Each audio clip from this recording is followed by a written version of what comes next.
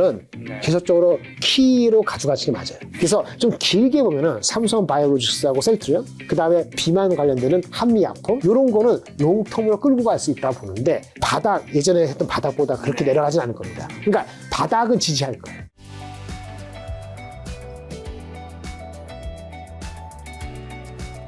자, 그럼 오늘 이제 말씀하신 유망 섹터, 반도체, 방산, 조선, 원자력, 그 다음에 자동차에서 뭐 로봇과 자율주행, 현금 얘기해 주셨은 거에서 언급 안 한 게 지금 원자력과 좀 변화기 좀 더 구체적으로 한번 더 여쭤봐야 될 것 같은데, 한미 원자력 협정 개정 논의가 국내 원전 업종의 중장기 밸류에이션을 좀 어떻게 변화시킬까요? 그거는 긍정적이긴 한데 구체적으로 나오고 이제는 확정이 돼야 되는데 오도까지 받을 수 있으니까 두산 에너빌리티하고 현대건설은 계속적으로 키로 가져가시는 게 맞아요. 근데 실적이라는 것도 한 번 있잖아요. 근데 아마 건설에 익스포저가 되어 있는 현대건설은 실적은 충분하지 않을 수도 있어요. 그러니까 지금까지 못했다면 현대건설도 실적 체크는 한번 해봐야 될 필요가 있다. 두산 에너빌리티는 다른 얘기죠. 두산 에너빌리티는 그 롱텀 수주에 한 거니까 지금 최근에 이렇게 많이 올라온 거 9만 원 가까이 했나? 이거는 정당하다고 봅니다. 아직 목표 주가 괴리가 있기 때문에 갖고 계신 분이 파실 필요는 없다. 이렇게 말씀을 드릴 수 있겠습니다. 그리고 메타전 글로벌 빅테크가 원전 공급 계약에 뛰어드는 현상은 국내 원전주에 어떤 시사점을 좀 줄까요? 그것도 좋은 거죠. SMR 이런 건 매우 좋은 거고요. 다만 우리가 메타랑 다이렉트를 거래하거나 이런 건 별로 많지가 않기 때문에 그렇게 수혜를 할 수는 없지만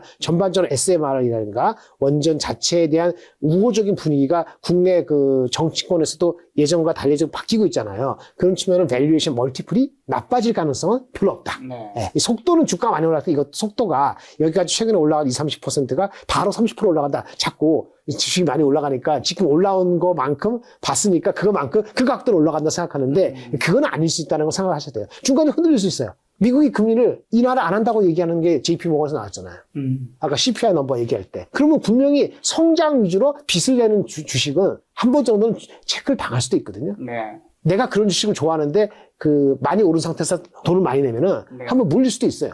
그러니까 분산하고 분할하고 이렇게 해야 되는 겁니다. 안 그러면 물리는 종목이 10개 했을 때 2-3개 나올 수 있는 장이에요. 이렇게 말씀드리겠습니다. 그리고 원전은 건설 기간이 좀 길잖아요. 당장 실적은 없고 기대감으로 오르는 것에 대한 리스크는 없나요? 예를 들면 두에빌이랑 현대건설 아까 이제 토픽점으로 좀 얘기해 주셨는데 두에빌이 지금 시총 10위 안에 드는데 사실 시총 10위 안에 종목들 중에서 가장 영업이익이나 매출이 떨어질 거란 말이죠. 당연하죠. 그러니까 밸류가 부담이 되죠. 부담이 되죠. 당연히 되니까 그걸 가다가 그래서 아까 말한 것처럼 목표 주가 보셔야 돼요. 애널리스트 목표 주가 괜히 갖다 놓은 게 아니에요. 애널리스트 목표 주가 90%, 95% 가잖아요. 사지 마세요. 어떤 주식도 하지 마세요. 그러니까 기세가 너무 넘치고 밸류가 싸다.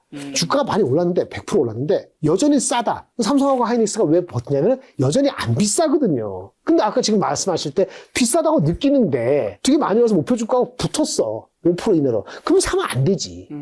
이미 때가 늦거나 다음 기회를 기다려야 되는 거죠. 그러니까 그게 대표적인 것이 넘버하고 좀 괴리가 있는 종목들은 그런 리스크를 안고 가기 때문에 그런 섹터를 예를 들어서 원전을 자기 포트에 그것만 15% 한다?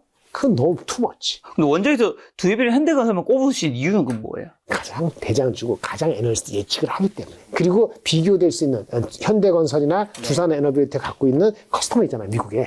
그거하고의 정보 플로우가 그나마 리스크가 할 수 있기 때문에 이 종목이 10% 빠지는 20% 빠질 때 아무것도 손도 못 대고 이런 상황은 벌어지기가 쉽지 않거든요. 근데 작은 종목은 진짜 변동성이 커요. 그래서 지금 레벨에서는 조금 조심할 필요가 있다. 이렇게 말씀드리겠습니다. 삼성 바이오로직스 셀트리온도 5조 클럽 입성 노리고 있는데 실적 모멘트가 금리 인하 기대감이 맞물린 바이오주 투자 매력도는 어떻게 보시나요? 이게 금리 인하를 미국이 상반기 못 하잖아요. 그러면 지금 주가 모멘텀을 금방 받기는 어렵습니다. 가장 우선순위가 뒤쳐졌어요.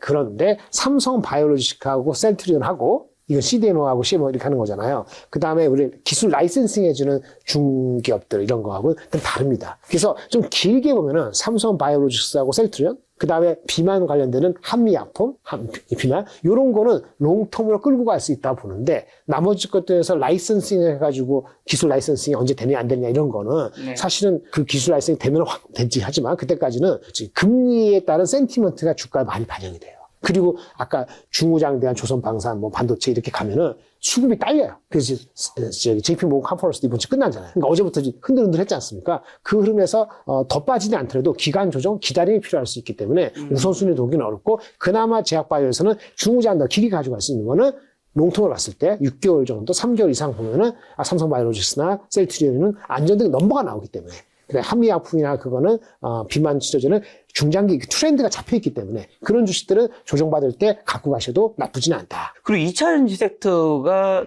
굉장히 작년 4분기에 살짝 반등했다가 또 다시 고꾸라졌는데 전기차 캐즘 극복 ESS 모멘텀으로 재돌아갈 시점은 언제일까? 아니면 재료가 다 끝난 건가요?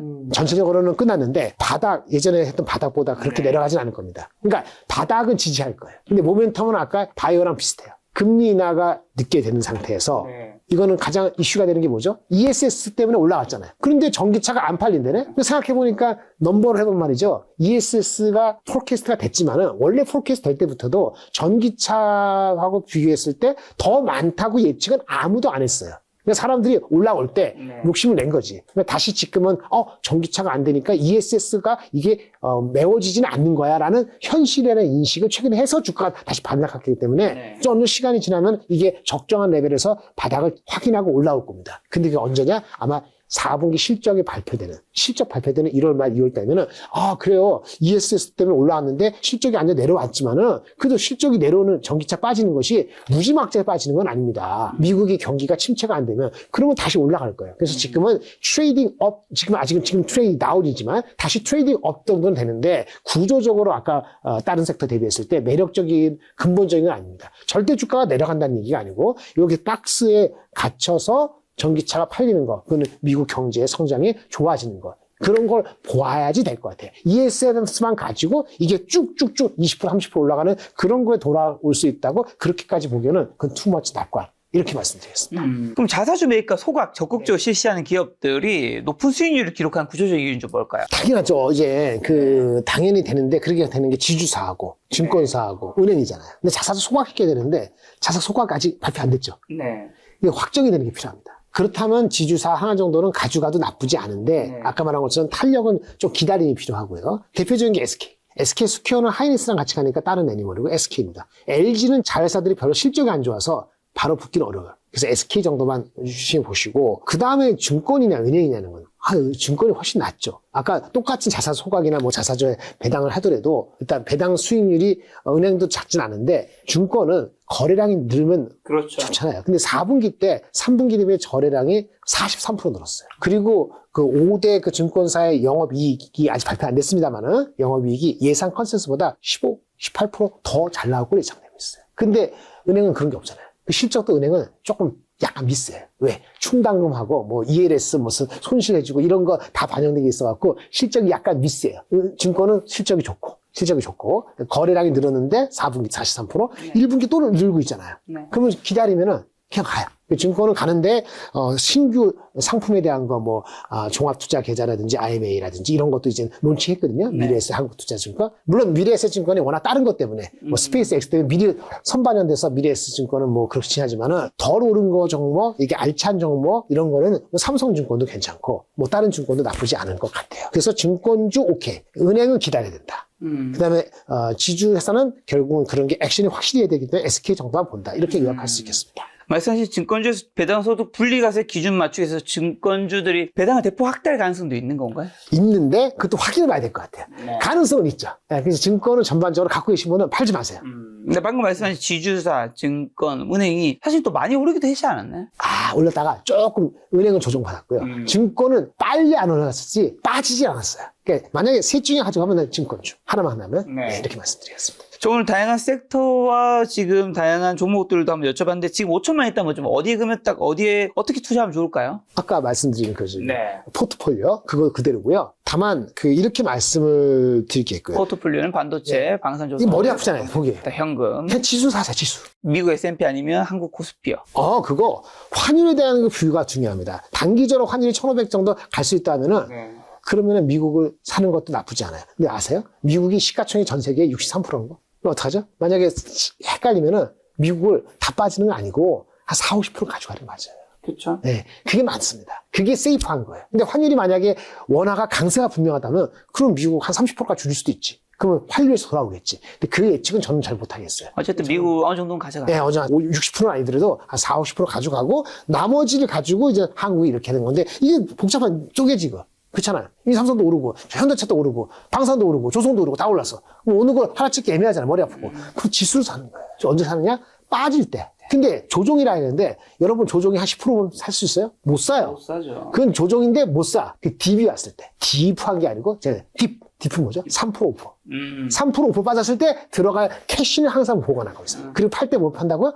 안 가는 놈을 파는 거예요. 가는 놈을 파는 게 아닙니다. 안 가는 놈을 손실을 확정하는 버릇이 들어야 되고 가는 놈은 가급적으로 아까 말한 것처럼 다른 거 살 게 있을 때 파는 그런 습관을 들여야 되는데 거꾸로 하면은 손실을 늦게 확정 짓고 이익은 조금만 먹고 확정하고 이런 식으로 하면 5천만 원이 아니고 뭘 하더라도 덜 번다. 자, 또 그 시장 전체에 퍼진 포모 심리가 극에 달했을 때 혹시 고점 신호 포착하는 기준은 뭐고 지금 봉주에 보셨을 때 시장 가열이라고 보시나요? 개인 기준으로 했을 때 가열이 아니라고 보시나요? 아직 과열은 아닌 것 같아요.